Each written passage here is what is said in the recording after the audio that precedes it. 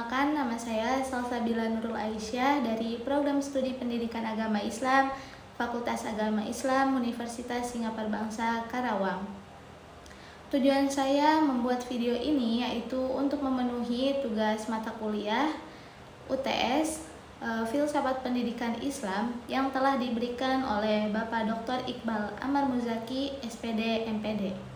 Pertanyaannya itu ada 8. Langsung saja ke soal yang pertama.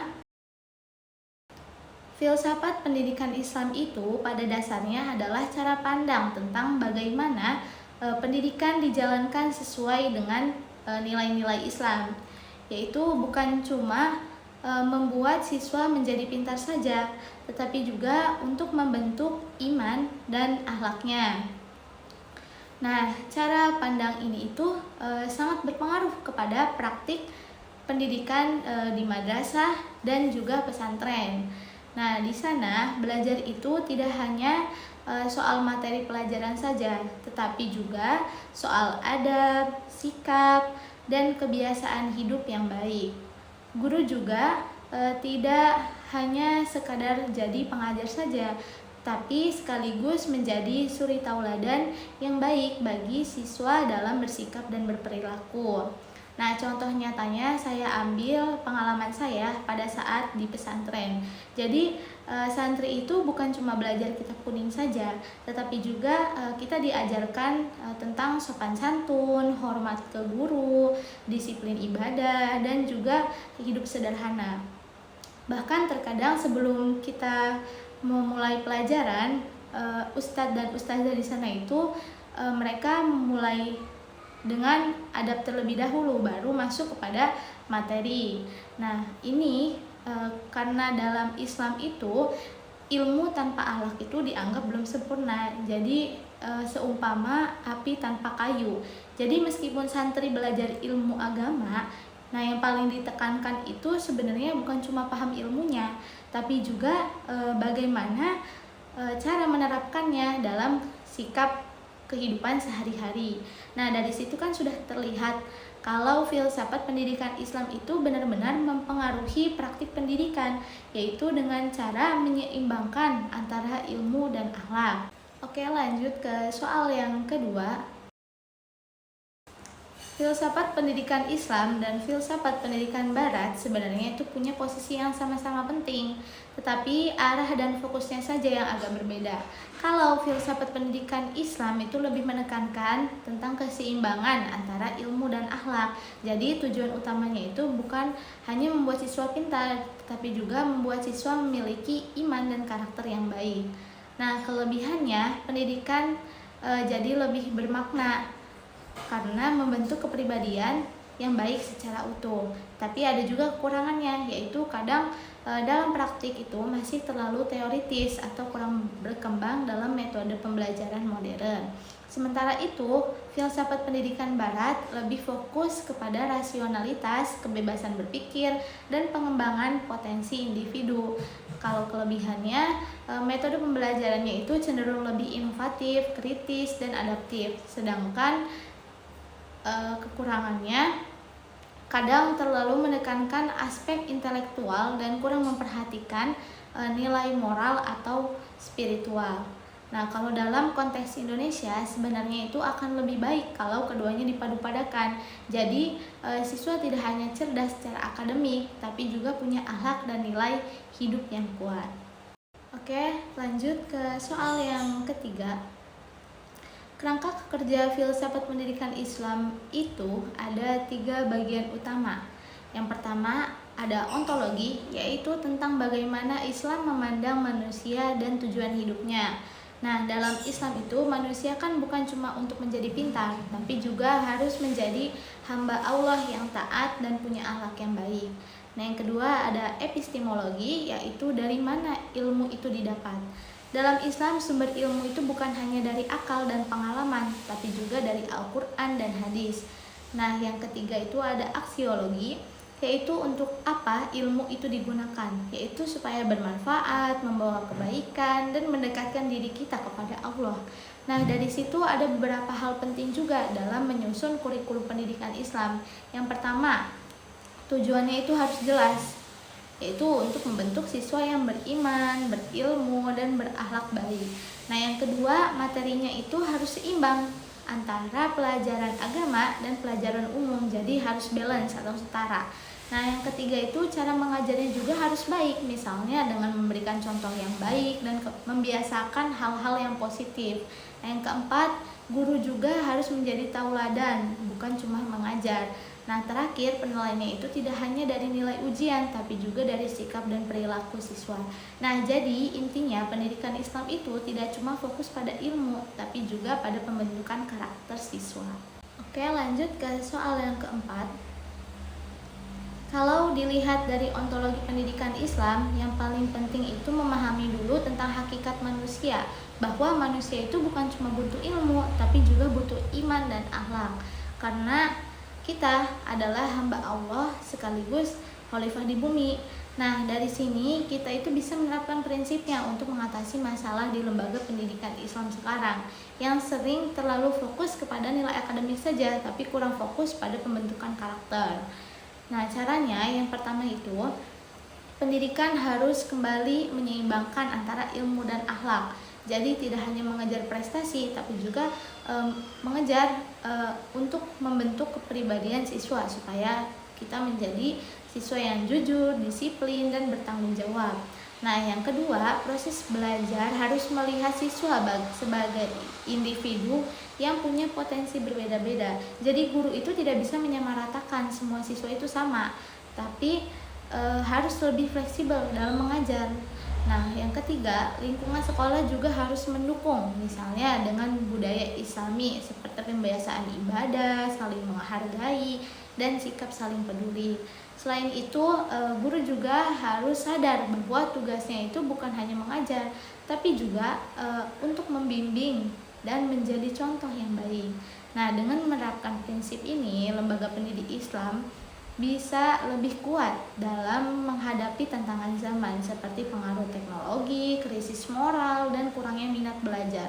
Karena siswa tidak hanya dibekali ilmu, tapi juga punya dasar nilai yang kuat dalam hidupnya. Oke, lanjut ke soal yang kelima. Urgensi epistemologi pendidikan Islam itu sebenarnya ada pada cara kita memahami dan menggunakan ilmu. Nah, dalam Islam, ilmu itu tidak hanya berasal dari akal dan pengalaman, tapi juga dari wahyu seperti Al-Quran dan hadis. Jadi, pendidikan tidak boleh cuma mengajar pengetahuan dunia saja, tapi juga harus punya dasar nilai dan kebenaran dari ajaran Islam. Nah, ini tuh penting karena kalau ilmu tidak punya arah yang jelas, bisa saja disalahgunakan atau tidak membawa kebaikan bagi diri kita. Dalam praktiknya, epistemologi pendidikan Islam itu membantu untuk membentuk cara berpikir yang seimbang antara logis, kritis, tapi juga tetap berlandaskan dengan iman. Siswa tidak hanya diajarkan tentang apa yang benar secara ilmiah, tapi juga diajarkan apa yang baik secara moral. Dari sini mereka akan tumbuh jadi pribadi yang tidak hanya pintar, tapi juga bijak dalam menggunakan ilmunya. Dampaknya ke masyarakat juga besar. Kalau pendidikan dibangun dengan dasar epistemologi Islam, maka akan lahir masyarakat yang lebih baik. Orang-orangnya pun punya ilmu, tapi juga punya tanggung jawab, tidak mudah menyalahgunakan ilmu, dan lebih peduli terhadap sesama. Jadi ilmu itu tidak hanya dipakai untuk kepentingan pribadinya saja, tapi juga untuk kemaslahatan bersama.